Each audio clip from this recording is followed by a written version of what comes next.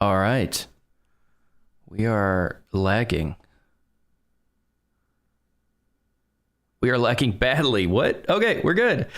Sorry, I was just watching my OBS freak out. Okay, so I wanted to dive into kind of just where we are with artificial intelligence. I just wanted to read a couple of articles. I think it could be fun. Essentially, I made a poll about essentially I'm trying to get a vibe of like what people think of artificial intelligence, just like a general gut vibe. I feel like a lot of people haven't looked into it too much, and they kind of just hear like not news, but just like little snippets from, I guess, news articles, a little bit more independent journalists online. But yeah, I think artificial intelligence is really, really interesting. And I think it's here to stay. I think it's going to progress faster than a lot of people think it is. And I honestly just have fun thinking about the prospects of what this could be, as well as how bad this could go. That's also fun to think about in a very dark way. So we're going to dive into that in this live stream. We'll go ahead and jump into this article. But before I do, definitely synthwave is probably the appropriate. Hey, can my chat work? Hello? All right, there it is. All right, chat's working now. Hey, Cheddar. Hello, Code Thing. How you guys doing? Hey, Chris. Hey, Don. Been binge watching all of your podcast episodes. Thank you so much for your hard work. Appreciate that, Chris. I'm glad you've been enjoying them. Thank you for the kind words. It's a little scary to me. What makes it scary to you? Let's, you know what? Let me link it in Discord.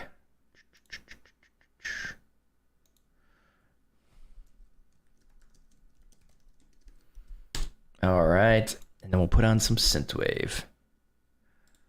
Let's see. What playlist am I feeling? All right. So I guess I should have said, here are the 3 articles we're going to go through. We're going to at least hit the first 2. At least the first 2. And then I think the last article is a little bit more niche. How close are we to essentially AI being sentient? Which I think it's a little ways away, but it's still interesting nonetheless. So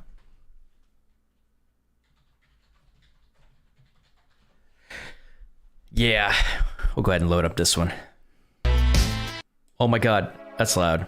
That is loud.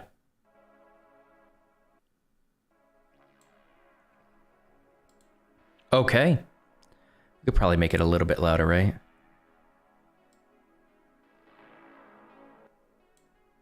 I can never get this down. All right, that's good enough. All right, so how's everyone doing today? You guys ready to jump into this? I'm thinking it's gonna be man built into a machine. Oh, like the blend of technology into your body. I mean, that's already happening. That's very real. That's very real. And I think you have to realize a lot of this that has been developed, especially in the health world, in optimizing just performance in general. A lot of that's already being tested in the military, like military and commercial grade AI, and just like how we even interact, like how you and I interact with AI, and the possibilities of it are like miles away from what the military is doing right now. So at least United States military. Yeah. Hello, Nicole. I don't know if true sentient AI is achievable, but I'm not super savvy on the subject either. Interested in your opinion. I think, and I mentioned this in a comment even, but so I essentially mentioned the idea like in 5 to 10 years, it's going to be considered discriminatory to hate AI. It's like a really simple statement, but it's a lot of depth to it. It's very true. And I think it's not about AI becoming sentient, however we define that. Because I think like when people think sentient, we think about like AI resembling anything of like a human-like conscience. And I think technologically speaking, we're very far away from being able to create technology that's capable of that. But it's about the perception of it being sentient. And like I said, it's like, think about two different scenarios. Like people will literally like tear up during, like movies with AI, where it shows like the AI performing some sort of action or saying something, even in its robotic voice. It's like, that can invoke emotions. Like it's easier to invoke emotions in people than people realize it is. And all AI needs to do is invoke those emotions. It needs to be perceived as somewhat sentient. So it's not about like it being sentient, where we start encountering like gray areas of that. It's about people perceiving that technology as being sentient. And that's a very, very different thing. Even think about like all the content. I'm sure like you've all seen it, like a lot of news clips and stuff like that. If you really look into a lot of news clips, they're often taken out of context with mainstream media just to, get more ratings. Every mainstream news station does this. And so like, think about like just taking like a very small window of a really, really large and in-depth situation, and how that can literally trigger emotion like across the country. It's very, very powerful. So I think we need to start thinking about like the perception of AI, not necessarily like how close it is to resembling human consciousness, because we're a bit of ways away from that. So, but we will achieve, I truly do think we will achieve it. And I think like we have the knowledge to be able to replicate essentially what a human brain can do. It's more of like the technology restrictions that we currently have. We're just not there yet. Android life over Apple. Okay. Hey, hologram. How's it going? I say please and thank you to Alexa all the time. She makes my life so much better. I have said, embarrassingly enough, I have said thank you to an Alexa. Okay, cool. So let's dive into this. So I want to go over the future and then ethical concerns. All right, future of AI, how artificial intelligence will change the world. All right. In a nondescript building close to downtown Chicago, Mark and the small but growing crew of IFM have one rule. Think civil. The words are written in simple font on simple sheet of paper. Okay, what they're doing here with artificial intelligence, however, isn't simple at all. Sitting at his cluttered desk, located near an oft-used ping pong table. Why? I don't care about any of this. Punches some keys on a laptop to pull grainy video footage of forklift driver operating his vehicle in a warehouse. It was captured from an overhead courtesy of One Track AI. Cool. Employment, machine learning, and computer vision for detection and classification of various safety events. But it sees plenty, like which way the driver is looking as he operates a vehicle, how fast he's driving, where he's driving, locations of the people around him, and how other forklift operators are maneuvering their vehicles. Software automatically detects safety violations and notifies warehouse managers so they can take immediate action. The main goal are to prevent accidents and increase efficiency. The mere knowledge that one of IFM's devices is watching claims has a huge effect. So we also like, and this is maybe where I get a little bit confused, because this doesn't feel like artificial intelligence. When I think artificial intelligence, I think machine learning or areas close to that. This feels like data science. I mean, this feels like basically a computer just taking a bunch of data and then alerting when it sees patterns of data. That have already been scripted into it. This doesn't. So when I see stories like this, it makes me feel like, at least in the commercial world, the public commercial world, we're not very far with that. If you think about a camera, it really is the richest sensor available to us today. Very interesting price point. Yep. We might be able to infer, but 6 months now, okay. It's essentially going to quadruple. The only difference is the software that's looking at the image. That's why this is so compelling, because we can offer a very important core feature set today. But then over time, all our systems are learning from each other. Every customer is able to benefit from every other customer that we bring on board, because our systems start to see and learn more processes and detect more things that are important and relevant. All right, the evolution of AI. IFM is just one countless AI innovators. 9,100 patents received by IBM inventors in 2018. 1,600. 18% were AI related. That's interesting. Here's another Tesla founder and tech titan. Elon Musk recently donated $10 million to fund ongoing research with a nonprofit research company, OpenAI, a mere drop in the proverbial bucket of his $1 billion co-pledge in 2015 is an indication. In 2017, Russian, I can't even say that without YouTube flagging my videos. Whoever becomes the leader in this sphere will become the ruler of the world. He then tossed his head back and laughed maniacally. Okay. That last thing is false. Okay, what? This, however, is not, after more than 7 decades marked by hoopla and sporadic dormancy during a multi-wave evolutionary period that began with so-called knowledge engineering, progressed to model and algorithm-based machine learning, and it is increasingly focused on perception, reasoning, and generalization. AI has retaken center stage as never before, and it won't see this spotlight anytime soon. All right, here's what I want to get to. All right, the future is now. AI's impact is everywhere. There's virtually no major industry, modern AI, more specifically narrow AI, which performs objective functions using data-trained models and often falls under the categories of deep learning and machine learning, hasn't already affected. That's especially true in the past few years as data collection and analysis has ramped up considerably. The proliferation of connected devices and ever speedier computer processing. Some sectors are at the start of their AI journey. Others are veteran travelers. Both have a long way to go. Regardless, the impact of AI is having on our present day lives is hard to ignore. All right, so transportation. Should just jump to this.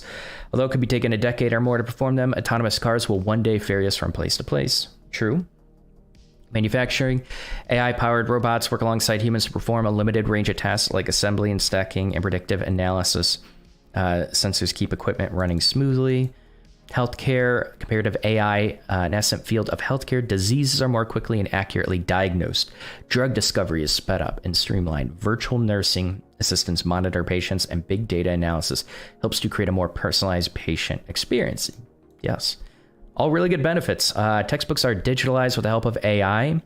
Early stage virtual tutors assist human instructors, and facial analysis gauges the emotions of students to help determine who's struggling or bored and better tailor the experience of their individual needs. What schools? So you have to think about this. Like, what schools are going to implement it in their classroom that you must have your camera on while you read this, like this PDF or, whatever it is, right? That's essentially what you're going to have to do, because schools aren't going to give out devices. I've never heard of schools giving out electronic devices with the book material in it that has a camera. Like, I feel like there's going to be so much pushback with that. So how are you going to, it's really like buy-in that's going to be the issue here. Media, journalism is harnessing AI too and will continue to benefit from it. Bloomberg uses cyborg technology to help make quick sense of complex financial reports. The Associated Press employs the natural language abilities of automated insights to produce 3,700 earning reports, stories per year, nearly 4 times more than the recent past. If you want to see the effects, I think this is more data science. But one thing I've learned, and I've talked to different I would say like data scientists that are focused on providing certain parties the right data in order to just say the stories in the right way, etc., to boost the ratings. Like, there are a lot more positions like that than I realized with media specifically. And I think a lot of what's been happening is really driven by a lot of data science. And I think that's slightly interesting. But cyborg technology. I don't know. This kind of just feels like it's just throwing catchy terms into here to help make quick sense of complex financial. So you had a computer analyze reports. What makes that AI? Natural language abilities of automated insights to produce. For financial reports, stories per year, nearly 4 times the amount in the recent past. So you can definitely. I think what is also more interesting is what I guess like what the evolution of natural language processing has become. And like I might even use a service to write blog posts. I would love to test that out and like write web development blog posts. I think that's really intriguing. And I think you're seeing a lot of those types of blog posts on different niche sites that might not entirely be written by a human, which is interesting. It's really interesting. It doesn't need to be. A lot of people want it to be, but yeah. You're right. Cameras always watching their kids probably would get a lot of kickback, especially out of college. I was even thinking of in college, but yeah, in like especially middle school, grade school, you're already getting a lot of pushback. There's a lot of distrust for teachers nowadays, some for overblown reasons and some for good reasons. I don't think there's going to be a lot of buy-in going forward. I think there's been a massive pushback with that. Last but hardly least, Google is working on an AI assistant that can place human like calls to make appointments at, say, your neighborhood hair salon. In addition to, yes, this is actually interesting. This is actually really interesting. When I was looking, it's like 3 years ago or something like that, I was looking into like not personal assistants, but essentially, what do you call them? I don't know, but I did come across, and I think it was Google, where they would actually make the call to book the appointment for you. And I was watching videos of, I guess I was listening to audio conversations in a YouTube video of companies like Google talking to like just regular businesses. And it was interesting. And we've gotten to a point where like it's going to be very, very difficult to recognize whether a voice is from a human or not. Okay, but those advances are only the beginning. There's much more to come. I think anybody making assumptions about the capabilities of intelligent software capping at some point are mistaken. Yeah, I agree with that. Companies spending a lot of money. Yep, U.S. Department of Defense upping its AI game. There's a big investment in this. Big things are bound to happen. Some of those developments are well on their way to being fully realized. Lots of industries go through this pattern of winter, and then an eternal spring. I'm going to watch that video. Let's see. How routine is your job? I might skip through some of this because it feels like fluff. Or maybe just something I'm not really interested in, because I do want to get to these two articles. Actually, that's interesting. Noting its side effects and limitations, he warned the bottom 90%, especially the bottom 50% of the world in terms of income or education, will be badly hurt with job displacement. Damn, especially the bottom 50% in the world of income and education. The simple question is, how routine is a job? They can often be replaced with AI, essentially.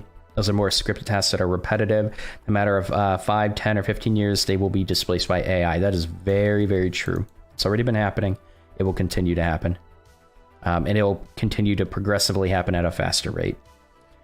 The warehouse of online giant and AI powerhouse Amazon, which buzzed with more than 100,000 robots. That's 100,000 jobs. That's actually crazy. Picking and packing functions are still performed by humans, but that will change. Yep. Opinion was recently echoed by Infosys president, who years gathering told the New York Times people are looking to achieve very big numbers. Early, they had incremental 5 to 10% goals, reducing their workforce. Now they're saying, why can't we do it with 1% of the people we have? Damn. Retrain and educate, easing the growth pains of an AI-powered workforce. Is useless in two significant ways. It has no creativity and no capacity for compassion or love. Whether it's a tool that's not, it depends on who's viewing this. There are many people where that's not going to be useless. And I think that creativity and humanity, I mean, think about like one thing my manager told me when I was a aquatics director. So the executive director told me, he's like, Our job, because I remember I was venting about one of my staff. And he said, our job as managers would be the easiest jobs in the world if we didn't have to manage people, right? It was obviously, you're going to have to manage people as a manager, but like, how many executives do you think will take an extra step to that and create a reality out of that? How many executives will prefer not to deal with emotions and just want productivity? Like, can you honestly say there are no executives out there that prefer productivity over things like that? I don't think that, I mean, it depends on who's viewing this, but I don't think this is a useless thing for depending on who's viewing this. I wonder if there'll ever be attacks for companies that go the route of AI instead of using humans. Hologram, that's interesting. There might be, depending on the country, depending on the state, even in the United States. I can see that. The more you learn about AI, the more you realize nobody really understands AI. You mean with how they're describing it specifically?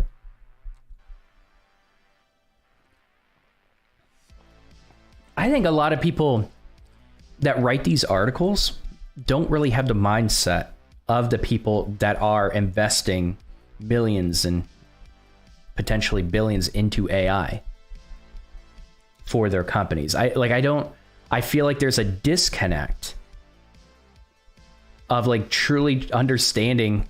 So like, I think this person is doing a very bad job at describing like the flaws and like, okay, don't worry people, because, you know, like executives want creativity and compassion and love and like all of them. Are you sure? One of the absolute prerequisites for AI to be successful in many areas is that we invest tremendously in education to retrain people for new jobs. Okay. People need to learn about programming like they learn a new language, he says, and they need to do that as early as possible because it really is the future. In the future, if you don't know coding, you don't know programming, it's only going to get more difficult. That's not true. So AI specifically, like it's going to, I don't know. Are we talking like 5 years or are we talking like 15 years? Because this becomes more true in maybe 15 years.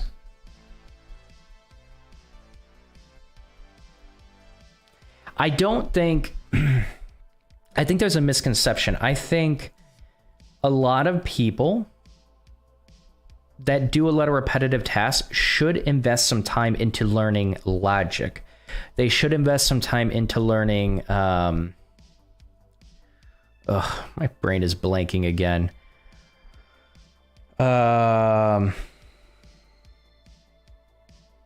Essentially low-level code solutions. We'll just say that.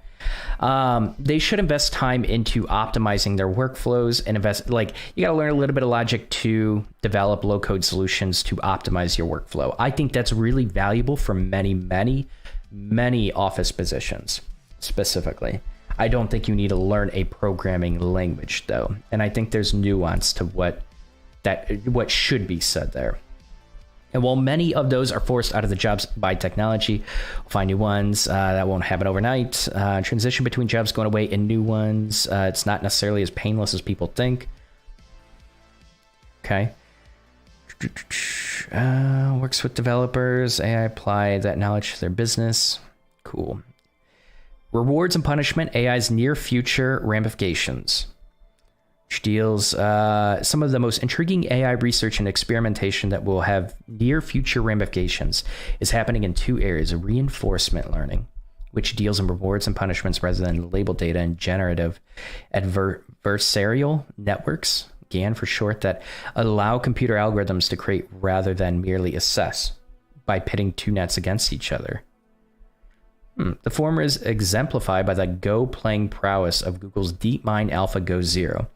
The latter by original image or audio generation that's based on learning about a certain subject like celebrities or a particular type of music. On a far grander scale, AI is poised to have a major effect on sustainability, climate change, and environmental issues, ideally and partly through the use of sophisticated sensors. Cities will become less congested, less polluted, and generally more livable. inroads are already being made. Well, I mean, over the past few years, you chased everyone out of big cities, so you got to get those citizens back in first. I don't think it's as congested as it once was. Once you predict something, you can prescribe certain policies and rules, such as sensors on cars and send data about traffic conditions could predict potential problems and optimize the flow of cars. And so this is essentially something that you probably should worry about. Like, this is a centralized solution. I mean, it's interesting that Google Maps and different map apps do this as well, but they gather a bunch of data from specific users and funnel it into a centralized device. But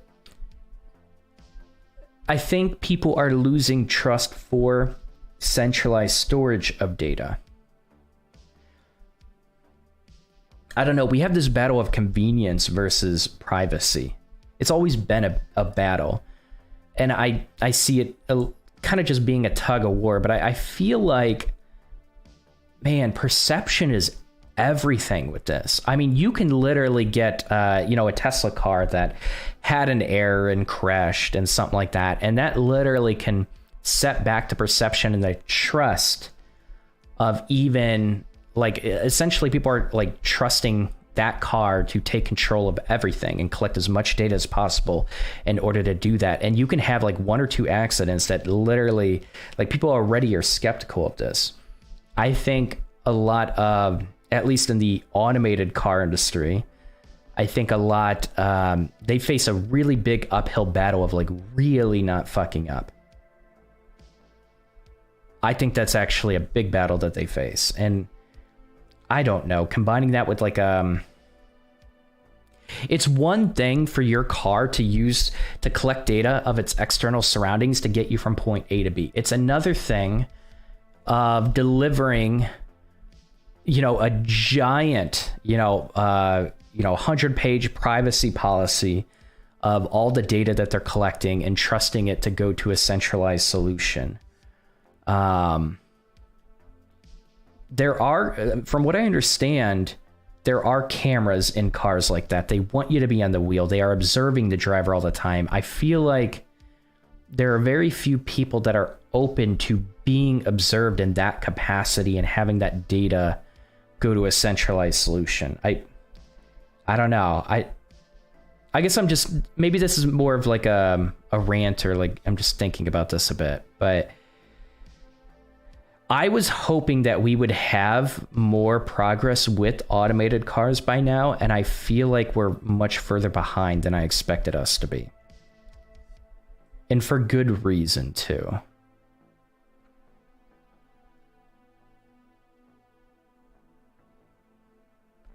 It's been brought up before in politics, I think, about giving citizens a living stipend every month if AI becomes super prevalent and replaces humans in a lot of jobs. That's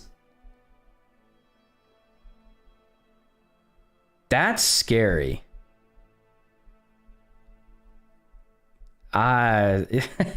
Yeah, that's actually really scary to think about. Okay. I think delivery services will eventually change to robots. And yeah, they have. And you can get this from especially like larger hotels and like larger facilities and stuff like that. You can get robots to deliver whatever you order. And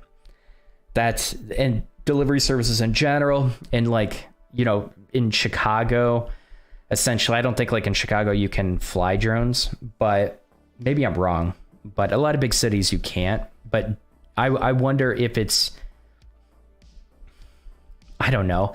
I wonder, like, a lot of large companies. That's the thing. It's like, then the large companies are probably going to be favored again. Like we saw that over the past 2 years, large companies, like massive companies, were favored over mom and pop shops, right? So what happens if you want to have a delivery service with a drone in a large city? Do you think you're going to get that priority over something like Amazon? No, there's no chance, right? Amazon's 100% going to get that priority over you if there's limited spots or for whatever reason.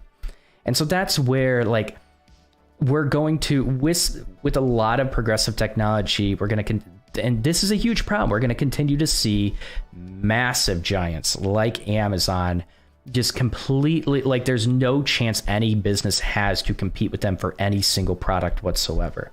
And that's actually a really, that's something I dread. And I think we've seen the negative effects with that. A lot of businesses shutting down that were forced to shut down and lock down to, like, you know, a lot of big companies, they had the privilege of staying open, right? We're going to start seeing that get worse. 100% we're going to start seeing that get worse. And I'm scared for that. AI is dependent on the code it was written on. I work with a so-called landscape irrigation AI, but the code is so bad, was written so bad. There are many problems using the AI irrigation system. But yeah, but we're talking about like where we currently are now in the like from just a regular company. And like we talked about, like, especially Defense Department, military, different departments in the military will have a much, they'll have a much more capable AI. They have the technology, first of all, to support it. They have the funds to invest in the technology to support that. But like that also tosses the idea out the window that AI can't write code itself. It 100% can, right? And so you can put guardrails. And as humans, we could think of as many guardrails to create. But like, it's not like there hasn't been issues of AI figuring out ways to go out of bounds of those guardrails, right? And that's almost a restriction, is we have humans providing those guardrails. We need to develop AI to provide those guardrails and figure out how to do that. But that's been an issue in the past. But yeah, I mean, it sounds like you guys haven't really invested too much into that. You're at a very like fundamental, basic step in that process. So that's essentially what you're telling me. Have you seen the Tesla factory? I've seen one with all robots replacing skilled people. I probably have seen a video of that. I most likely have. I don't think Elon Musk specifically is known for his compassion towards his workers. I've not heard that. I've heard different things. All right. Once you predict something, you can prescribe certain policies and rules. Okay, this is not yet performed by any means. She says it's just in its infancy, but years down the road, it will play a big role. All right, so AI in the future of privacy and human rights. Let me just scroll through. Helpful possibilities of artificial general intelligence. I'm just seeing what I want to read.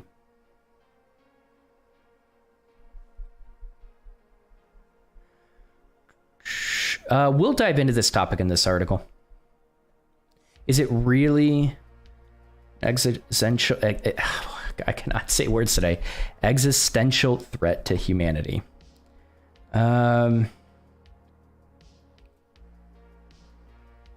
Maybe this one. Okay, now we're actually getting into slightly interesting topics. All right, hold on. I think people now need to develop a needed skill for the future. That is true.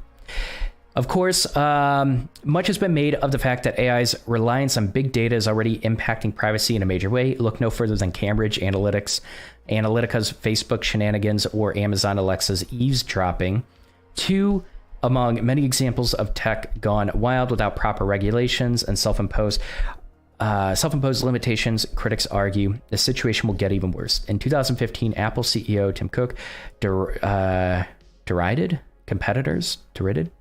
I've never heard that word before. Competitors Google and Facebook for greed-driven data mining. They're gobbling up everything they can learn about you and trying to monetize it. This, like, people actually don't believe this. Like, this is, they've been very blunt about this. Read your privacy policies. Like, people actually believe this doesn't happen. Last fall, during a talk in Brussels, Belgium, Cook expounded on his concern. Advancing AI by collecting huge personal profiles is laziness, not efficiency, he said. For artificial intelligence to be truly smart, it must respect human values, including privacy. If we get this wrong, the dangers are profound. If implemented responsibly, AI can benefit society. However, as the case with most emerging technology, there's a real risk that commercial and state use has a detrimental impact on human rights. Plenty of others agree. In a paper published recently by UK-based human rights and privacy groups, Article 19 and Privacy International Act, anxiety about AI is reserved for its everyday functions rather than a cataclysmic shift like the advent of robot overlords. Okay. As a case with most emerging technology, there's real risk that commercial and state use has detrimental impact. Are we just reading the same thing? This data can be used to profile individuals and predict future behavior. While some of these uses like spam filters or suggested items for online shopping may seem benign, others can have more serious repercussions and may even pose unprecedented threats to the right of privacy and the right of freedom of expression and information. Use of AI can also impact the exercise of a number of other rights, including the right to an effective remedy, the right to a fair trial, and the right to freedom from discrimination. It's pretty creepy how much data is gathered by web browsers, phones, Alexas. It's a lot of data. Apple has an ad revenue that is exploding. Hello? Adobe? Shut up. Wait, what? Get out of here. Unbelievable. Exit Creative Cloud. Apple has an ad revenue that is exploding and hired Facebook ad people to work on it, who was fired a few weeks later for prior blog posts. Lots more going on here. Okay.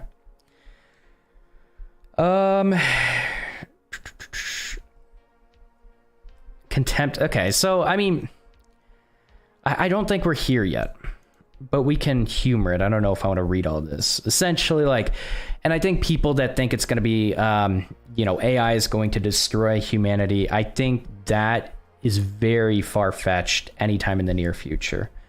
And it's more of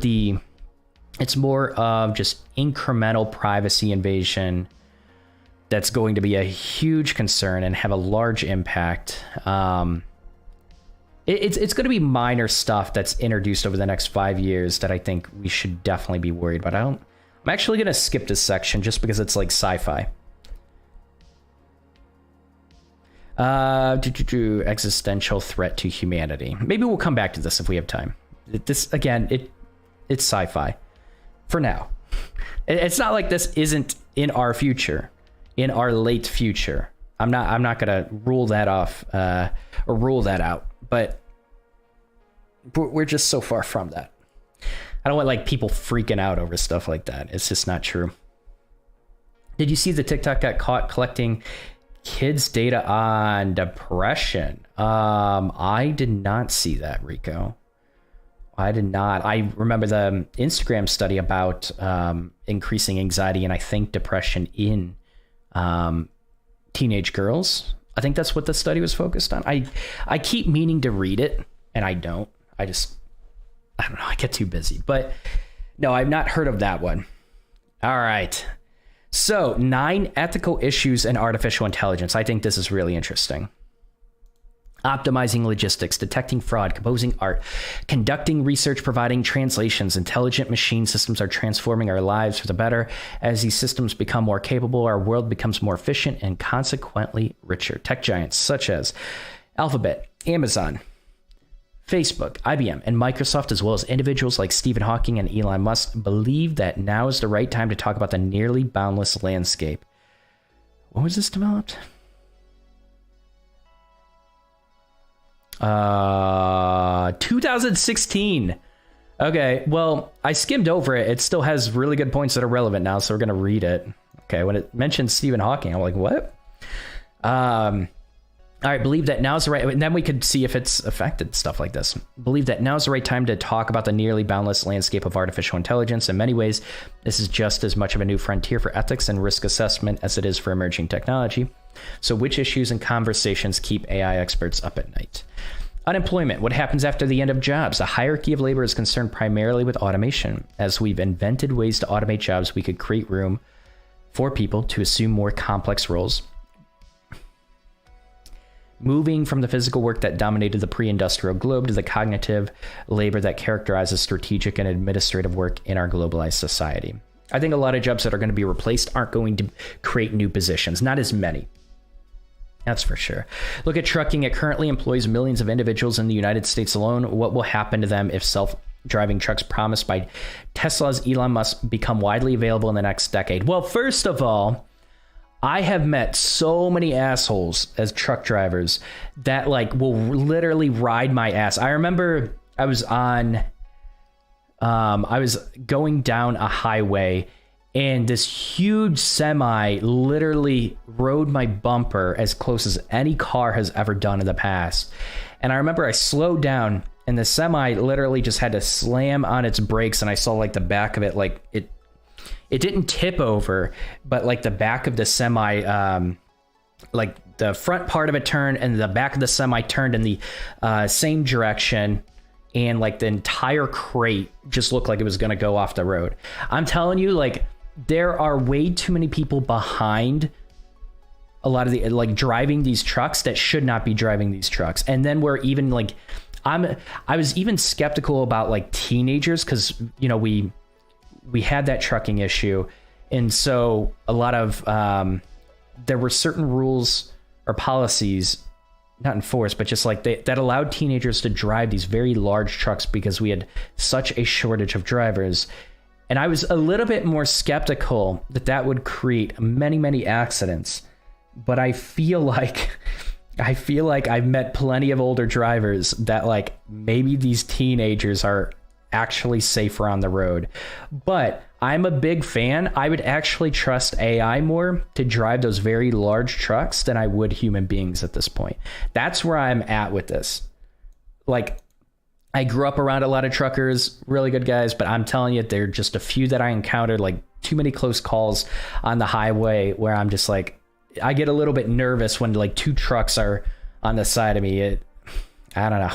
There are some bad drivers that should not be behind that large of a piece of equipment, and I would trust AI more.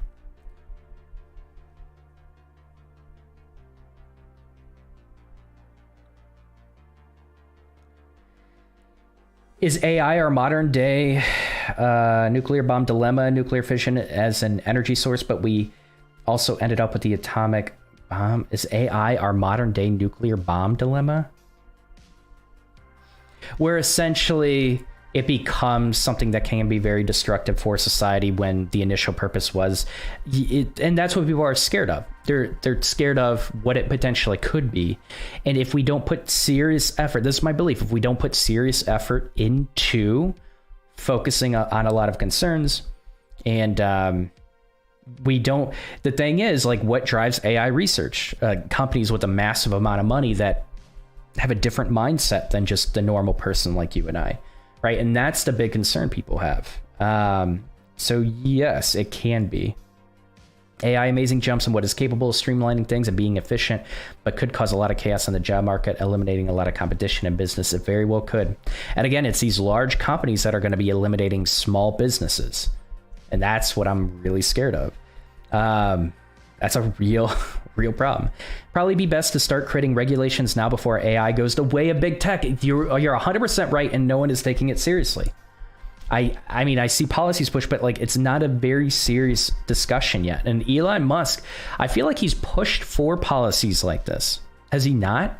I know he's pushed for caution, but I thought he was one of the people that has pushed for political policies to be implemented with this.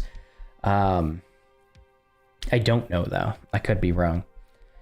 But I think that's a really good point. The pros and cons are really interesting to look at. They are. Hey, can I ask a question which is not related to AI? I would actually come back, use this on Friday. We'll do a live stream. It's kind of like an open-ended catch-all. That's probably a good time for that. 1:30 Central Time, we'll do a live stream.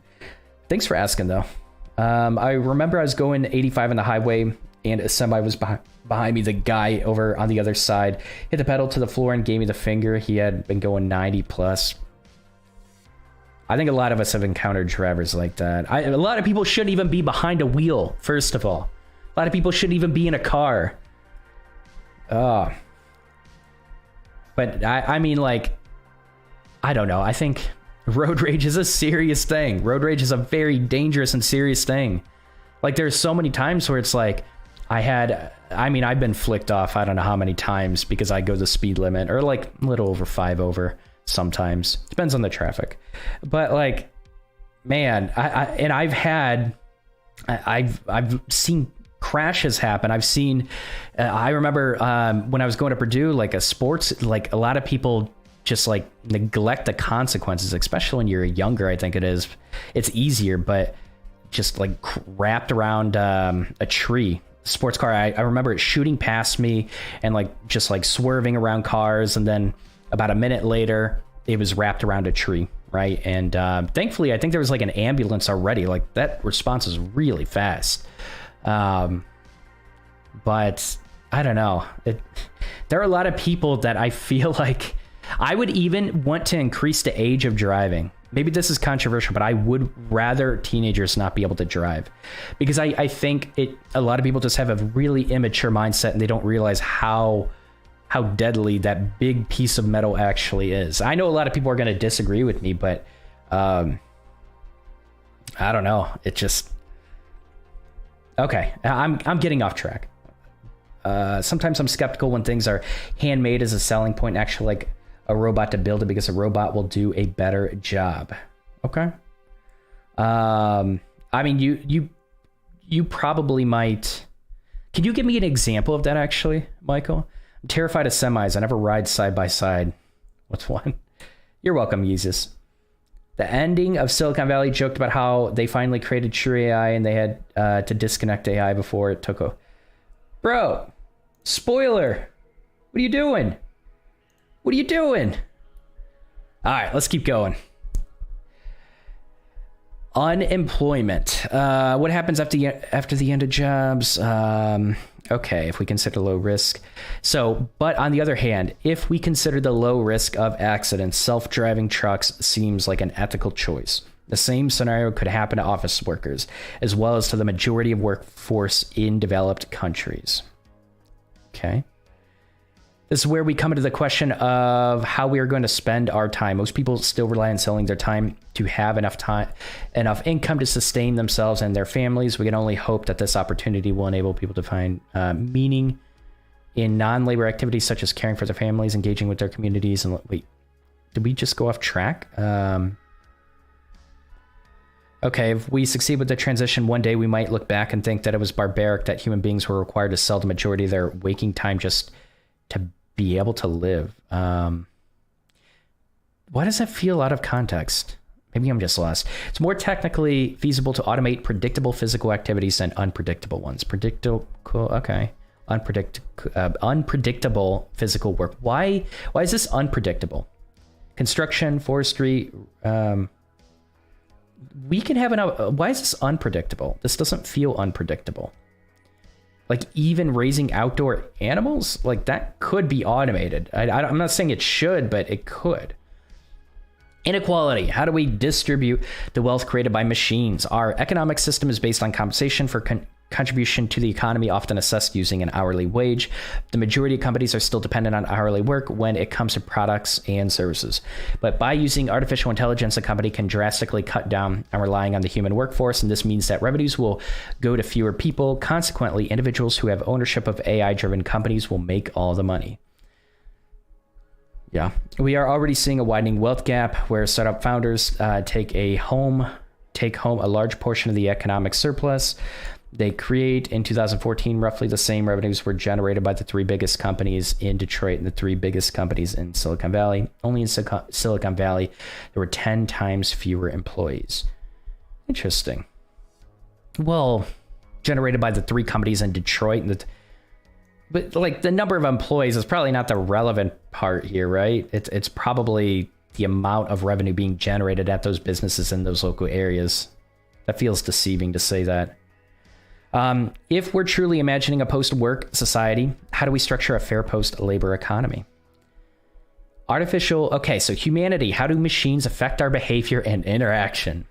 I want to hear what they have to say about this. Artificially intelligent bots are becoming better and better at modeling human conversation in relationships. In 2015, a bot named Eugene Gooseman won the Turing Challenge for the first time. Okay, in this challenge, human raters used text input to chat with an unknown entity, then guessed whether they had been chatting with a human or machine. Eugene Gooseman fooled more than half of the human raters into thinking they had been talking to a human being. This milestone is only the start of an age where we will frequently interact with machines as if they are humans, whether in customer service or sales. While humans are limited in the attention and kindness that they can expand on another person, artificial bots can channel virtually unlimited resources into building relationships. True. Limited in the attention and kindness that they can expand on another person. Artificial bots can channel virtually unlimited. What happens when AI has better soft skills than your other workers? Even though not many of us are aware of this, we are already witnesses to how machines can trigger the reward centers in the human brain. Just look at clickbait headlines of video games. These headlines are often optimized with A/B testing, a rudimentary form of algorithmic optimization for content to capture our attention. This and other methods are used to make numerous video and mobile games become addictive. On the other hand, maybe we can think of a different use for software which has already become effective in or at directing human attention and triggering certain actions. When used right, this could evolve into an opportunity to nudge society towards more beneficial behavior. However, in the wrong hands, it could provide detrimental. That's also another concern. Luckily, I haven't seen much road rage. Maybe it's because I'm Southern California and we're always stuck in traffic. You've just become accustomed to it. Okay, fair enough. I wonder, will we get to a point of time when wives and husbands will be replaced with robots? We're there already. We're actually there already. And you have to think about, like, I mean, men and women generally want different things, and those robots are going to be different to be able to provide the value that men and women want.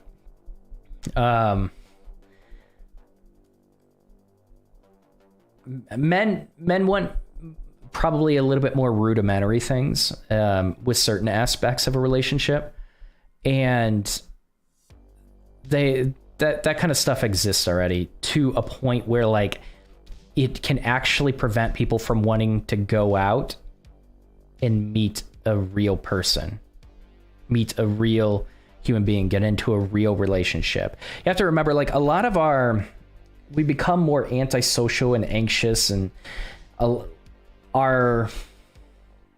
know, how do I want to say it? Not optimism. What word am I thinking of? The bar that we set for ourselves and what we feel like we deserve in life has lowered in many, many people.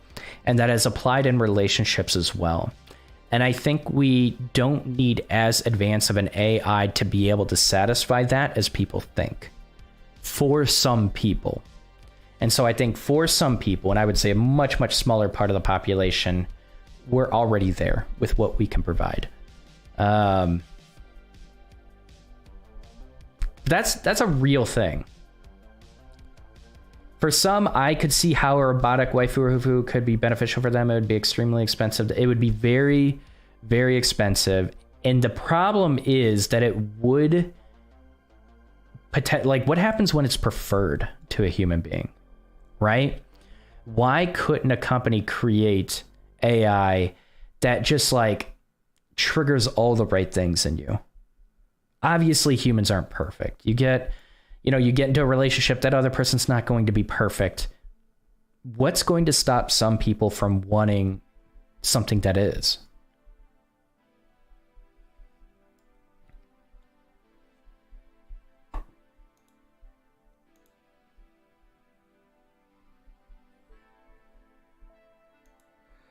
I brought it up last week.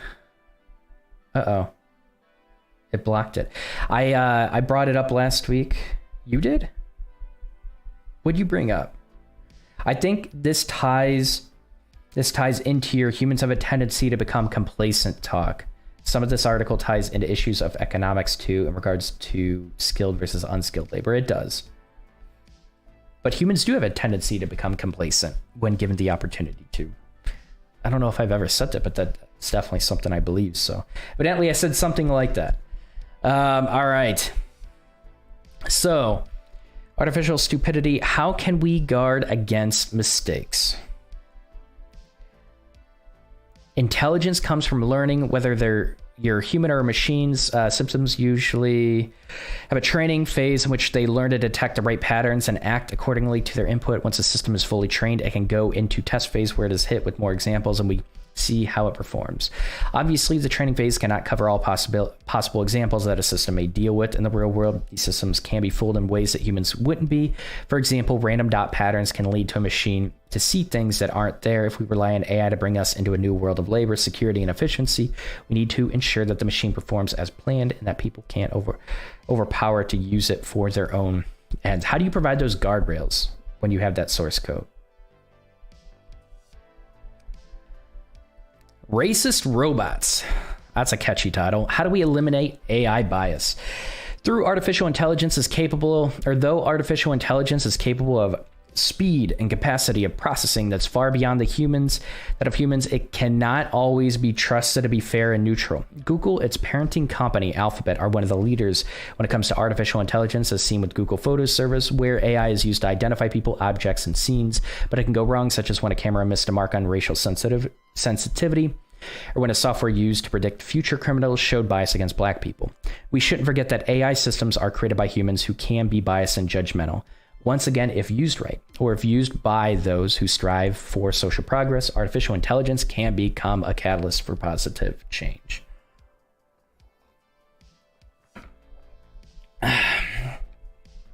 So there are a few things that come to mind. First, I think there are certain individuals with specific ideologies that will sell this truth of this massive unconscious bias.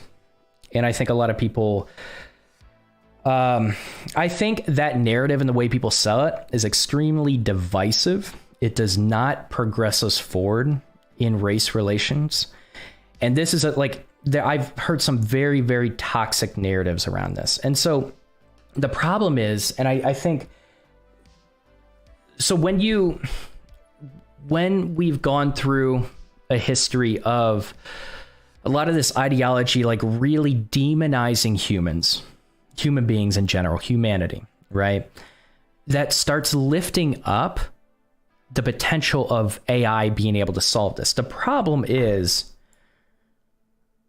it's like this goes out the window for some people, but like there's a concern of a lack of humanity in AI, right? It's going to be driven by statistics. And I think some people will turn a blind eye and say, nope, I don't want to look at statistics. My ideology is correct. It's 100% correct.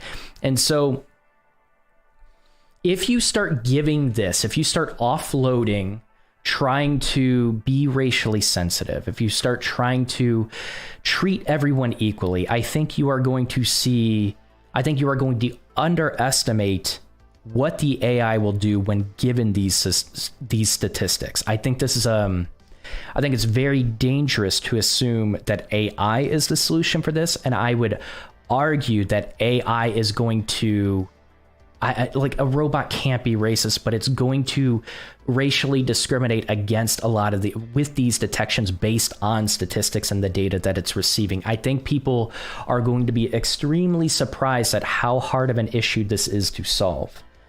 AI is not the solution for this. Humanity is. And I'm telling you, it's going to piss off a lot of people, and a lot of interactions with AI, or think about all the interactions with AI that have been covered up and have not been released to the public, that are tested in private in these companies. And just like Defense Department and military, you think they're releasing what they've discovered and what they've created and how unethical some of these AI might actually be. AI is going to be, it's taking us in the opposite direction. So, but a couple things that you have to consider is the data that you use to train. There were concerns specifically about with Black people specifically. I forget which company it was, but they used a sensor to be able to detect faces in people. And it was much harder for that software to detect the face of a Black person versus a white person because of the data model and the data that it was used to train that specific piece of software, right? And that's a real concern, right? And so I think as humans, in that data model that we use, we do have to think about that specifically because we're going to encounter situations like that. And but I'm telling you, once you get into authoritative, trying to like preventative software, trying to prevent crime. It's going to use data. It's going to use statistics that people do not want to see, that they're going to want to turn a blind eye to. And this is where we get into like some of the dirty, dark parts of AI and discrimination. And like, I'm telling you, AI is not the solution for this. I think people are going to be, they're going to be very surprised at the result of like really trying to use this to solve the problems. There was another article that I looked into that like started diving into even just like how to issue loans, and it started talking about like redlining. I think it was a really interesting article that wanted to use AI to solve some of those problems. But every time I see an article like that, it's very underwhelming the amount of examples that have been used that actually have solved that real problem. I think people have this like hope that AI is going to be like completely unbiased, and it will be. It's just going to be driven by data. And I think that's probably going to be worse than people want it to be. So this is a really interesting thing that I think should be given more attention as we progress a little bit further with this. Heavily revolved around ethics, but I don't know if it's ongoing anymore. Okay. It's whoever behind the robot. Essentially, but like a lot of the idea and the goal of AI specifically is, it's to become autonomous. It's to lessen the need for data from humans.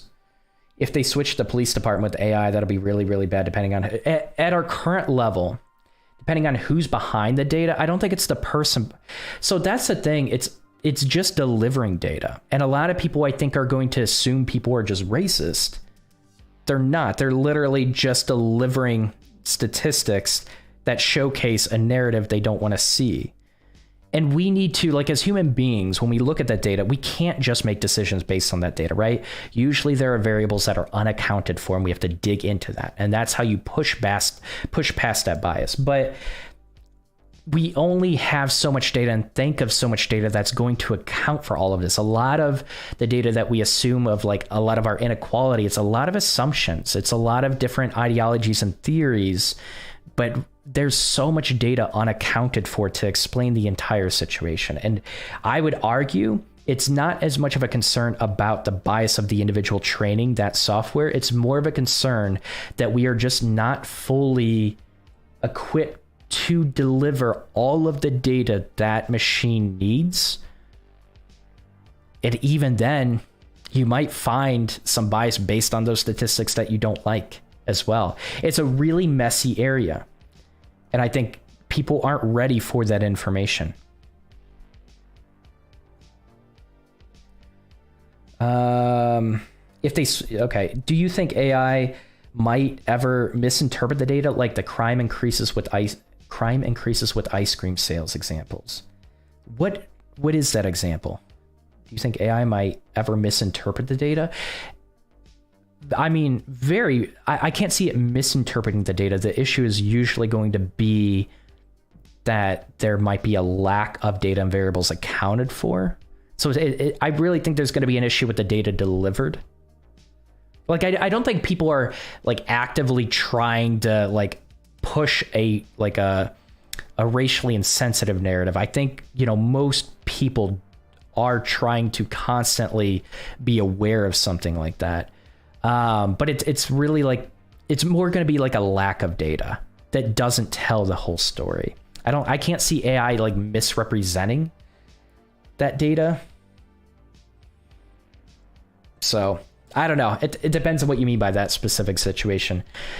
How do we keep AI safe from adversaries? The more powerful a technology becomes, the more it can be used for nefarious reasons as well as good. This applies not only to robots produced to replace human soldiers or autonomous weapons, but to AI systems that can cause damage if used maliciously. Because these fights won't be fought on the battleground, only cybersecurity will become even more important. Cybersecurity is a huge field to get into right now. 100% agree. Will become more important. After all, we're dealing with a system that is faster and more capable than us by orders of magnitude. Evil genies. How do we protect? I love these titles. Evil genies. How do we protect against unintended consequences? It's not just adversaries we have to worry about. What if artificial intelligence itself turned against us? This doesn't mean by turning evil in the way, and that's the thing. People perceive this and they're like, oh yeah, okay, that's just movies. That's just conspiracy theory. This is like a really important statement. This doesn't mean by turning evil in the way a human might, or the way AI disasters are depicted in Hollywood movies. Rather, we can imagine an advanced AI system as a genie in a bottle that can fulfill wishes, but with terrible unforeseen consequences. Just talked about that with this, number 5. In the case of a machine, there is unlikely to be a malice at play, only a lack of understanding of the full context, in which the wish was made. Imagine an AI system that is asked to eradicate cancer in the world. After a lot of computing, it spits out a formula that does, in fact, bring about the end of cancer by killing everyone on the planet. The computer would... I should have laughed at that, but like that's essentially like a really good point to this. The computer would have achieved its goal of no more cancer very efficient. That's like, I don't know. That's a really badly coded AI. The computer would have achieved its goal of no more cancer very efficiently, but not in the way humans intended it. So like, you're going to have things that you teach the AI to prioritize when it is reading data as well, which can affect, of course, like how AI reads that data. And I think that's going to be like a rudimentary introduction into, that's essentially what we do now. I think the scariest thing is when AI no longer needs to be trained. It's autonomous and it just essentially trains itself through the information that it receives with what it experiences, that it's going to, I have a feeling it's going to start like pointing out some of like the really dark parts of humanity that we don't want to see. And I think that's going to be interesting. I wonder if I'll be alive when that happens. But yeah. So analysis looked at the rise in crime and compared it to ice cream sales, and then they draw a conclusion: ice cream sales drive crime, but it was the heat. When it was exceptionally hot out, ice cream sales increased and so did crime, but some people draw the first conclusion without further investigating. So, I mean, essentially you're talking about like making a correlation like that, right? And there are several things to strengthen that you can do to strengthen the accuracy of your correlation specifically. And like a big chunk of that is a massive amount of data, like having enough data to make that significant. So yeah, essentially we get into the area of like, okay, so when our AI does make this correlation, is it significantly statistically significant, right? That's essentially what we need to figure out to not make those like really bizarre correlations like that. And I think AI will make that actually much easier. I think data science in general makes that much easier by speeding up the process of figuring out if that correlation is statistically significant. So I don't think that's really going to be a problem unless we don't deliver enough data. Just wondering if there's a chance AI could draw a conclusion like that. So yeah, if it's not trained well, like essentially we are in a point where we are training AIs, right? They're not autonomous. They don't train themselves for the most part, and at least with commercial use. And so, yeah, I mean, that could be a real problem right now. And we need to be careful about a lot of, we need to be careful about stuff like that. That'd be crazy. Sounds like villain logic. Yeah. All right, Singularity. How do we stay in control of a complex intelligence system? The reasons humans are on top of the food chain is not down to sharp teeth or strong muscles. Human dominance is almost entirely due to our ingenuity and intelligence. We can get the better of bigger, faster, stronger animals because we can create and use tools to control them, both physical tools such as cages and weapons, and cognitive tools like training and conditioning. This poses a serious question about artificial intelligence. Will it one day have the same advantage over us? We can't rely on just pulling the plug either, because a sufficiently advanced machine may anticipate this move and defend itself. This is what some people call the singularity, the point in time when human beings are no longer the most intelligent beings on Earth. And that's essentially like, that's going to happen probably before obvious. Well, so yeah, that's the singularity, and then it can get much worse from there. But like this This is a reality. This is very much a reality right now. And there are some people that do not believe this. Robot rights. Okay. Robot rights. How do we define the humane treatment of AI? Well, neuroscientists are still working on unlocking the secrets of conscious experience. We understand more about the basic mechanisms of reward and aversion. We share these mechanisms with even simple animals. In a way, we're building similar mechanisms of reward and aversion in systems of artificial intelligence. For example, reinforcement learning is similar to training a dog. Improved performance is reinforced with a virtual reward. Right now, these systems are fairly superficial, but they are becoming more complex and lifelike. Could we consider a system to be suffering when its reward functions give it a negative input? What's more so called genetic algorithms work by creating many instances of a system at once, of which only the most successful survive, and combine to form the next generation of instances. This happens over many generations and is a way of improving a system. The unsuccessful instances are deleted. At what point might we consider genetic algorithms to form a MM? Once we consider machines as entities that can perceive, feel, that's the thing, once we consider or even perceive machines as entities that can perceive, feel, and act, it's not a huge leap to ponder their legal status. Yep. Should they be treated like animals of comparable intelligence? Will we consider the suffering of feeling machines? Some ethical questions are about mitigating suffering, some about risking negative outcomes. While we consider these risks, we should also keep in mind, on the whole, this technological progress means better lives for everyone. Artificial intelligence has vast potential, and its responsible implementation is up to us. And so even just think about the way we treat and provide rights for different animals as well, right? Even just a perception, is killing a cat the same as killing a chicken? Do people perceive that the same way? And a lot of it comes down to even the simplicity. I mean, sometimes it is just perceptions. A lot of empathy that will go towards animals is basically on how cute they are. Think about like how many people do not care about snakes and like the humanity of snakes and spiders, right? And there are going to be some people that do care about creatures like that. Sometimes it's just about perception, but also like we think about like fish, right? We're going to have a different perception of like catching and killing fish than we are of dolphins specifically.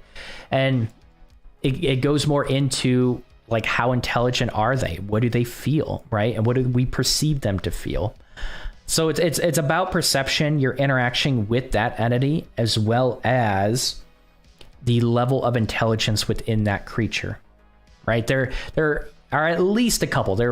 I'm sure there are many other variables that will make people consider like seeing more or having more empathy for a certain creature than another creature. But is it out of the realm to assume that AI isn't going to invoke those emotions in us when it already is, even just through like really fundamental stuff like movies? No, it's not. It's very realistic. And I think people that are just tossing this idea out the window and they're not like seeing any potential for an AI to be sentient, I think they're really ignorant. I think they underestimate the progression of AI and what we're leading to. I think that's why I brought that up. I think it's a really interesting statement. I wonder if intelligence will be made in a chip and can be put into your brain 100%. And so you got to think about like what makes up that intelligence, right? And so what makes up cognitive thinking? And I think increasing the speed at which you process thoughts, as well as increasing your storage capacity and your ability to recall, essentially, which I think Neuralink is aiming to do. I might be misrepresenting it in a slight way. Maybe I'm wrong with one of those things, but I mean, you can, but that's the thing. It's like, you can, a really interesting thing is what happens when you think about like, I don't know if anyone has like someone with Alzheimer's in their family, right? And so this is something that I dealt with a family friend. They have Alzheimer's, and it becomes really frustrating to be able to recall certain things, and they get confused and they get frustrated at themselves. What happens when that chip only increases the speed at one thing? Maybe it's the speed at processing, processing your certain thoughts, but you haven't improved the recall, the retention and the recall of that information to be able to be used by that processing speed. It's not out of the realm of your human mind creating anxiety and frustration and depression because that out of sync occurrence of trying to improve something with your cognitive learning or processing is out of sync. It could be something as minor as that can literally create like real depression and anxiety in people. And I feel like there's a lot that can go wrong in that instance. And you would be surprised at how easy it is to create trauma in a human being as you're testing these kind of things. It makes me think like all the people that have these things being tested on them, a lot of times these stories get brushed under the rug and they don't really get picked up, and it's like a NDA and they don't get to really talk about their stories. And that's also something to consider. This is like the internet. People will say some wild things when they aren't face-to-face with someone that they would never do face-to-face. People will definitely abuse AI. Yeah, that's true. All right, we have enough time. We're going to go through this. Really, it's a pretty short article. How close are we, or how close we are to fully self-sufficient, artificial intelligence. All right. This feels a little bit more like just the images that it's using. Do you remember this? This is a good movie, by the way. I forgot what it was called. I did forget what it was called. Machina movie? Ex Machina movie? Is that what it was called? I don't know. But watch it if you have it. I don't know. I haven't even told you the name, but look it up. If you follow the world of pop culture or tech for some time now, then you know that advances in artificial intelligence are heating up. In reality, AI has been the talk of mainstream pop culture and sci-fi since the first Terminator movie came out in 1984. These movies present an example of something called artificial general intelligence. So how close are we to that? No, not how close are we to when Terminators take over, but how close are we to having AI capable of navigating nearly any problem it's presented with. Ex Machina. Okay, that is the name. It's a good movie. Definitely watch it. What is artificial general intelligence? Technically defined, artificial general intelligence, or AGI, is a machine that has the capability to understand or learn intellectual tasks to the aptitude that humans can. Most AIs today are highly specialized. Computer programmers and scientists utilize machine learning algorithms to develop specialized AIs. Those are artificially intelligent algorithms that are as good, if not better, than humans at one specific task. For example, playing chess or picking which square in a segmented picture has a street sign in it. Recent advances in AI and machine learning, while not technically close to real AGI, have created a sense that AGI is close as in a matter of years or decades. It also doesn't help that you have some the world's top minds like Elon Musk calling out AI as one of the biggest existential threats to human existence of all time. There's a bit of weight to that one, though. I don't think it's as of a hyperbole as you think it is. But I think people see this in the near future. I think where people have this misconception is I don't think he's talking about the near future.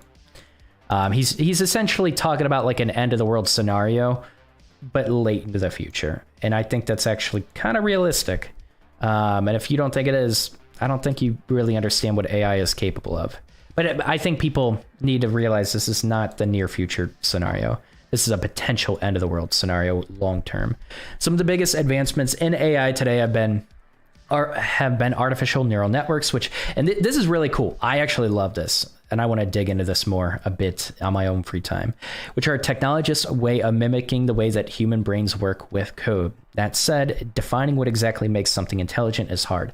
Humans have multiple forms of intelligence, and we likely need to take a closer look at just what it means to be intelligent if we want to determine how close artificial general intelligence is to a reality. What does it mean for something to be intelligent? Humans both have intelligence when it comes to problem solving as well as emotions. Emotional intelligence is arguably a trait that makes something more human, whereas the ability to solve problems and understand things is something computers have been mimicking since the beginning of their existence. Machine AIs are around about the same level as a 4-year-old toddler when it comes to taking IQ tests, so they're not quite to human level of deduction either. Emotional intelligence, however, is going to be the harder task for artificial general intelligence to conquer. Emotions are fluid and inexact, not something that works well with the hard-coded nature of machines. So they're not, though. That's the thing. You are essentially just a circuit. You are. Like, that's what your neurological system is. And I mean, if you really look, if you pay attention to like how your neurological system works, hold on, I'm going to grab some water. You are essentially a giant computer. I don't think it's the type of processing that we do in emotional intelligence that I think makes us human. I think if we continue to, I think we need a more substantial level, and I think it's going to be at a more spiritual level, to be honest. Like, I truly feel like if we want to preserve the essence of what humanity is, it's going to be at a spiritual level. It's not going to be, because all of this can be replicated. You can literally create entire paths. Like there's probably already experimentation on doing this, but creating an entire past set of memories, essentially data, right? For that AI to be influenced in a very specific way based on that past, based on that data that you trained that AI to use, right? That's not like something that's far into our future. That's something that we are testing right now. And so this idea that you can't replicate your neurological system and like all the actions and what gets primed and like what, you know, the patterns, essentially it's just an electrical signal that is a little bit more primed to go a certain way throughout your neurological system based on you repeating a task and strengthening those connections, right? It's just a bunch of connections. This is not something that's we're going to be unable to replicate in AI. Like, this is a huge misconceptions. And emotional intelligence is not a definition we should use to define humanity. It's a horrible definition. We are going to replicate it.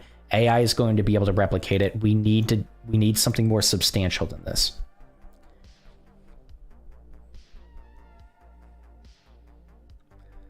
The other facet to emotional intelligence is understanding the tone and meaning behind objects. Like if something waves a white flag in battle, a computer might recognize it as what it is, a white flag waving. However, our emotional intelligence gives us context that's literally just history. We've seen in movies, like, you know, a lot of people haven't been in wars. This is easily trained. This is very easily trained. Intelligence gives us context and understanding that waving a white flag is likely a call for... No. I feel like this is not well thought out. So true intelligence incorporates the ability of to problem solve and understand with the ability to interpret and read between the lines. This is also true on not only the receiving side, but also on the giving side. Meaning, in order for computers to have artificial general intelligence, they need to not only understand human tone and context, but they also need to be able to dish it out. Believe it or not, machines and AI are making progress in these areas of intelligence. Natural language process and general algorithms. Hold on, let me read this again. This is not true. I feel like I just read this and I didn't interpret it. So true intelligence incorporates the ability to problem solve and understand with the ability to interpret and read between the lines. Read between the lines essentially is just providing more data. That's how we read between the lines. This is also true on not only the receiving side, but also on the giving side. Meaning, in order for computers to have artificial general intelligence, they need to not only understand human tone and context, but they also need to be able to dish it out. Essentially, like everything that they're saying, like this general intelligence is already very, very realistic. Believe it or not, machines and AIs are making progress in these areas of intelligence. I believe it. Natural language process and generation algorithms are bringing us closer to AIs that can talk and sound like us. That's already here. That's already here. At least on the surface. Google Home and Amazon Alexa, like these are kind of primitive, like very primitive in their speech. And I guarantee you, I guarantee you that these larger companies purposefully use a language that sounds more like a robot versus a human. I don't think we're ready to hear what we perceive to be a human voice over these devices. There's already a huge amount of distrust for good reason for having these in our homes. I guarantee you these larger companies purposefully like kind of just make the voices sound a bit archaic, a little bit more robotic versus like what they could sound like. At least on the surface, Google Home and Amazon Alexa are giant data pools that allow programmers to design better and better AIs. What better way to teach a computer how to talk than by putting it in humans' homes and telling the humans to talk to it? Data is key to developing AI. That said, anyone who owns a Google Home or Amazon Alexa might agree based on those points alone, AGI is probably pretty far off. The next... You're basing it on like... You're using horrible examples for this. Like... You are using... Okay. The next step in this pursuit of understanding AGI and determining how close we are to artificial general intelligence is looking at artificial consciousness. This is the idea that AI can achieve a sort of personhood, or at least a belief in its own personhood. That's an interesting notion. It's an interesting thought. Using like Google Home and Amazon Alexa, like it's so primitive. I feel like, I don't know. I feel like this person just took like the general knowledge they had over AI that they interact with. I think this person probably should do a bit more research.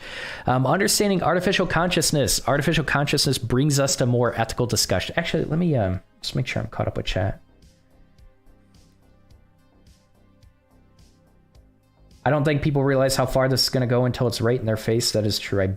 It's true. I bet they're going to make a liquid form of intelligence that you can drink, but have to keep buying a liquid form? Why liquid? Essentially, we have neurotropics, right? So neurotropics start affecting, and you need to be careful. I want to be very careful. I bring this term up, but a lot of companies will oversell, and you even have content creators that will oversell. Like this is one thing, like with Joe Rogan and the neurotropics, I think it's like...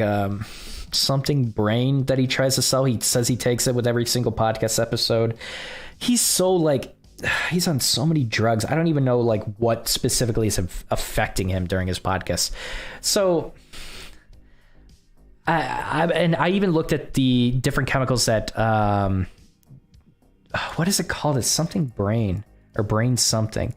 But anyways, what he tries to sell with his programs, I would highly recommend digging into the specific ingredients in that.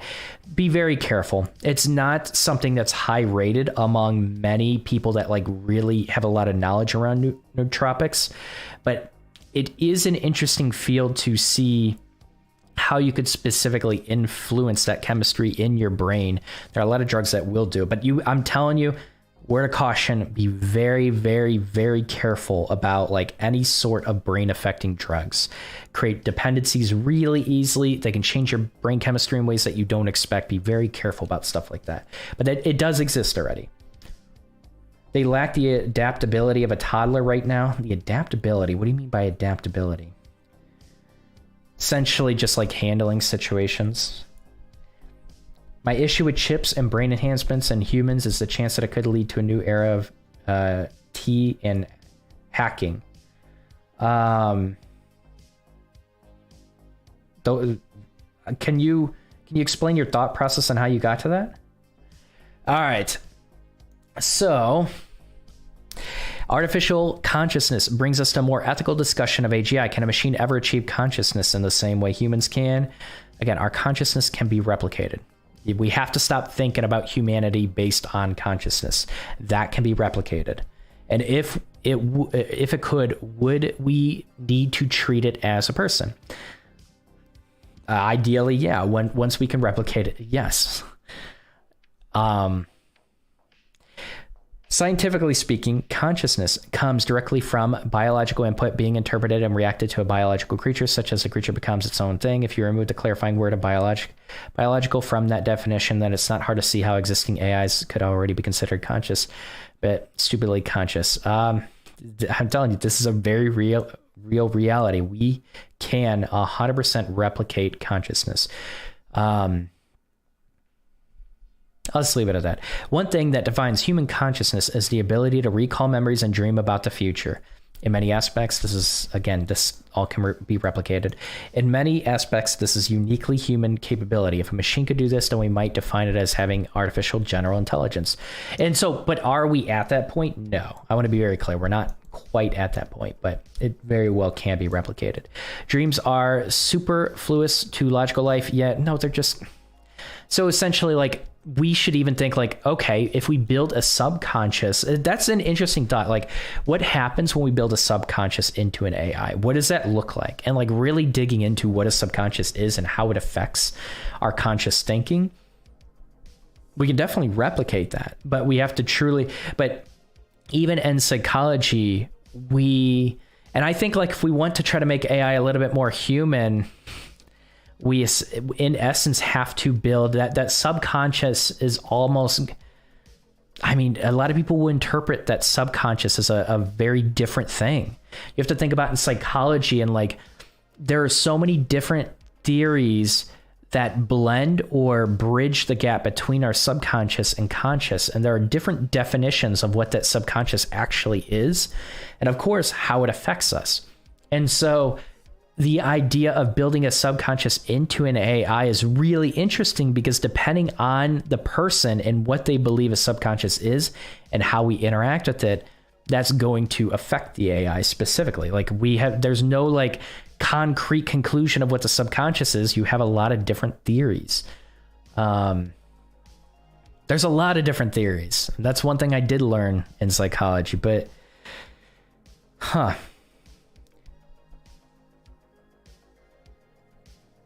if a computer could dream for itself, not because it was programmed to do so, this might be the biggest indicator that AI, and that's an interesting thing. Like a lot of what I'm saying is because it was programmed to do so, but if it could dream itself, if it developed this process of dreaming itself based on limited code that we gave it, that's essentially when we do start getting into more generalized artificial intelligence. I don't think I've ever used that word, so every time I say it, it sounds weird. But yeah, that's an interesting thought. Now that we have a deeper grasp of consciousness, we can make some definitions around what it would take for a machine or AI to be artificially generally intelligent. It needs to be able to process and understand emotions, problem solve, express forms of emotion, and perhaps most importantly, it needs to have a rough consciousness. To me, if we have a tech in our brain that can alter, enhance ourselves, then I would assume that the hardware could get hacked. Yeah. So a lot of it is, you have to think about like, what do they call those rooms? So essentially you can get algorithms that like, essentially what some larger companies have are, I forget the name of it, but it's where there's an impossibility of any signal being able to leak into the room or leak out of the room. It's not I don't think it's called a clean room, but like think about these rooms that already exist that try to prevent anything, like they're like very, very sophisticated software that's essentially driving the entire company from being hacked, right? Think about these rooms. So I think the amount, like when you look into the amount of detail that's put into developing rooms like this to prevent anything from leaking in or out, it's not unwarranted to think that these little localized devices that are essentially meant to like be like through surgery to be able to like manipulate this device or retrieve any information on it, usually like, if surgery is required to be able to do that, is it really unrealistic to not expect someone to figure out a way to send some sort of signal to manipulate that chip? I think it's going to be a little bit harder to retrieve that data. I think it's going to be much easier to manipulate how that chip is being processed in your brain. And I think that's going to be like one of the first breaches in that sort of thing. Hackers have really made a lot of progress nowadays. So I would agree with that. AI dreaming itself, that would be really interesting. It is, yeah. Without it being programmed, it's an interesting thought. Oh, cool. We're at the end. All right. How far are we from artificial general intelligence? So, is a machine or algorithm like this even possible? And if so, how far off is it? In theory, everything we just talked about an AI doing is possible. It's just not highly practical with the technology we have now.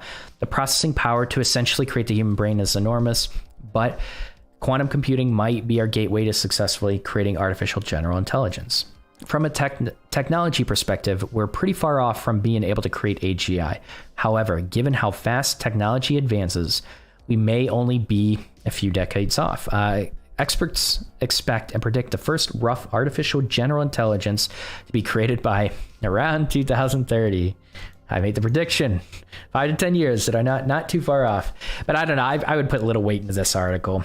I feel like, I don't know. I don't know what I think about this article. However, experts expect that it won't be until 2060 until AGI. Do you have any like sources or anything? Okay. It's just a lot of like experts say and then like no link to it. However, experts expect that it won't be until 2060 until AGI has gotten good enough to pass a consciousness test. In other words, we're probably looking at 40 years from now before we can see an AI that could pass for a human. Regardless of whether you think that's a good idea or not, there's probably not any way of stopping the, 100%. There's probably not any way of stopping the creating of an artificial generally intelligent being. Our world will be forever different once that happens. In reality, we can never go back once we cross that line, for better or for worse. Yeah, there's no stopping this. There's no stopping this whatsoever. And I think like, I forgot who suggested it. Thank you for suggesting it, but like introducing a lot of policies to regulate this early and get people to take this more seriously is probably the way where we create a little bit more of an ethical AI future. But the problem with this is a lot of people dismiss this. Like a lot of like your casual average person will dismiss it. I think we have a habit of like labeling people like, if they have a certain, like even think about like the political spectrum. If they have like one belief that's associated with this side of the political spectrum, they're automatically like every other belief is automatically like has that tint to it, right? I think as human beings, just as a society, we have a really bad habit of doing that. And so I think when people start, I think some people like make really broad or presumptuous statements about this type of technology because of the people that might show a fear for it, right? Essentially, we start thinking of like more conspiracy theorists that like talk about like the concerns of this. But I think this is a concern that every single person should have. And I think ethical AI and what that even means is something like we should seriously, I know we're already seriously considering it, but the average person isn't. And I think the average person should start waking up and paying a little bit more attention to this.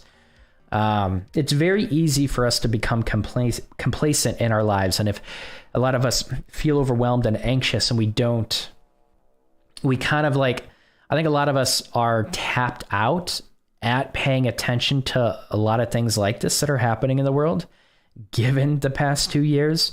But I think AI, specifically artificial intelligence, is something that's going to progress a lot faster than people think it is. For better or worse, it's going to bring a lot of positives and negatives. I think it's a really interesting thing that the average person should consider. More importantly, aspiring software engineers that want to get into this field, it's going to be a booming field. It's very much going to be a very booming field with a lot of opportunities. And if you have any interest in any of like what we just talked about, if this even sounds interesting to you, you might actually consider like maybe this becomes a path as an aspiring developer for you down the road. AI in general, and even like I kind of like was really critical on the metaverse, but like just artificial reality and artificial intelligence, I think are two really booming fields that software engineers could get into and have a lot of prospects with if you're interested in that kind of thing. So I think it's interesting from a lot of different viewpoints. Most people are just going to like blow this off. They don't really care because it doesn't immediately affect them. And I get it. A lot of people are drained mentally because of the past 2 years. But I would actually like, I'd consider it. A lot of these, like, a lot of like what our society could become, it doesn't have to become these like sci-fi moments of singularities. Like, I think there's just so much opportunity for also bettering life through these technologies that, and a lot of these like ethical issues, we should consider it along the way, and they're going to become more prudent, or they're going to become more important, I guess, down the road. But I don't know. It's an interesting field. Artificial intelligence is an interesting field. I considered like potentially diving into it in the future. Just data science and artificial intelligence in general. I think it's really interesting. And as much as I hate the metaverse, I find it incredibly fascinating. I find it really fascinating. I could see myself in like 10 years just exploring different technologies and going down that road. Whew. Hey, thanks for being here. I like talking about these off topics. So, do you think that AI population will outlive the human population since they can basically just be prepared to reprogram? Well, yeah, then it's like thinking about, okay, when is the extermination of humanity, right? Because it will be exterminated at some point. Like, sun's going to go out. But essentially, that's a long time away. And then we're going to be so technologically capable, like we are going to be moved to different planets. And I don't know if Elon Musk's dream of providing like a sustainable population, or not a sustainable, but like if he could literally provide an environment where people can live on a planet like Mars within his time span, like the extinction of our population hopefully is going to be way down the road. And thinking about like even when the internet was invented, it's like technology has advanced in such a short time span. Like, is it really unrealistic to think that we're going to be able to develop machines and AI to create like its own civilization within 400 years, right? Within 800 years? When is that extermination event actually going to happen with humans? It just depends. I don't know. A lot of people have different theories of when that extermination event is going to happen. I would argue a lot of extermination events, and I think they're very hyperbolic and usually used to promote a specific political agenda for the most part. And I think a lot of it is, I can just tell you, like being alive for over 30 years, you start seeing the same patterns in the media, a lot of scare tactics, a lot of trying to improve ratings. And I think we're further away from an extermination event than a lot of people think we are. So we're going to have a lot of opportunities to develop technology in a way where that is a possibility. I heard that machine learning struggles with hiring enough people to scan images into their database since they need to have such an immense pool of data. That might be true. You might be right, Nick. And that's maybe just maybe that just tells us like how primitive it really is with like essentially the progression is going to happen when less and less dependency, when AI has less and less dependency on training essentially itself of human beings. But yeah, I could see that happening. AI would be a fun field to get into, but I don't have the math chops yet. But you could develop those. You could 100% develop those. But like you said, yeah. Okay, cool. That's it. Hey, thanks for diving into this niche topic. I love, once in a while, I like doing these niche topics. I want to cover metaverse and artificial intelligence. But like usual, Friday is definitely going to be our day. Everyone's day to ask me questions, like random general questions, a little bit more specific. And again, want to thank all Patreons, all supporters. I guess we do have a Twitch supporter because Prototypical decided to troll me on Twitch as well. But thank you for the support, everyone. And I will see you guys on Friday. Take care. Good luck on all of your projects and happy coding. See ya.